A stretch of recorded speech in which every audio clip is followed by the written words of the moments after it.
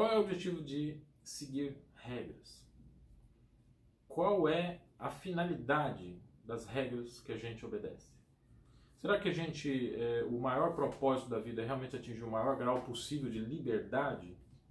Ou será que existe essa liberdade possível? Quer dizer, o ser humano pode ser livre em todos os aspectos? Ou ele sempre estará condicionado de alguma maneira? A partir da percepção de que a gente sempre vai ter um condicionante, que seja os limites da nossa existência, nascimento e morte. A gente não escolhe a hora que a gente vai morrer. Né? Isso é um condicionante, quer dizer, isso é um corte na nossa liberdade. E a partir desse corte absoluto da liberdade, a gente tem uma hierarquia descendente, né? Uma hierarquia decrescente de cortes na liberdade que são necessários para que a gente conviva em sociedade. A gente percebe que o problema da liberdade, na verdade, é secundário. O que interessa numa sociedade é que a gente participe das regras às quais todos nós vamos nos submeter. O estado ótimo, vamos dizer assim, de uma sociedade civilizada é aquela em que todas as pessoas seguem regras que não são opressivas e elas compreendem a finalidade dessas regras. Isolamento social, o uso de máscaras, a vacinação, né?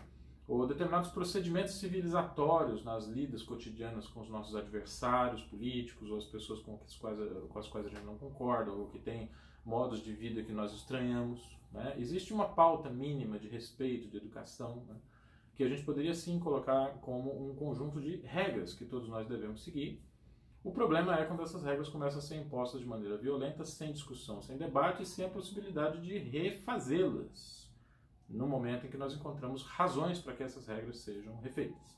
O caso do casamento interracial e do casamento de pessoas do mesmo sexo é um caso claro em relação a isso. São coisas que já foram consideradas crime. Nos Estados Unidos, até o final dos anos 60, era crime um negro se casar com uma branca ou um branco se casar com uma mulher negra.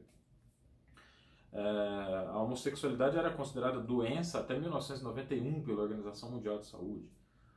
O grande Alan Turing, um grande matemático que foi responsável pela invenção do computador, um dos responsáveis, né, pela invenção do computador, era homossexual e foi condenado à castração química, por causa disso. Nós estamos falando na Inglaterra na década de 1960, 50, 60. Né? Ser crime, ser gay. Né? Então, a gente precisou em algum momento, à medida que nós fomos entendendo o que é o ser humano, nós fomos precisando cada vez mais de uma rediscussão das regras que a gente seguia.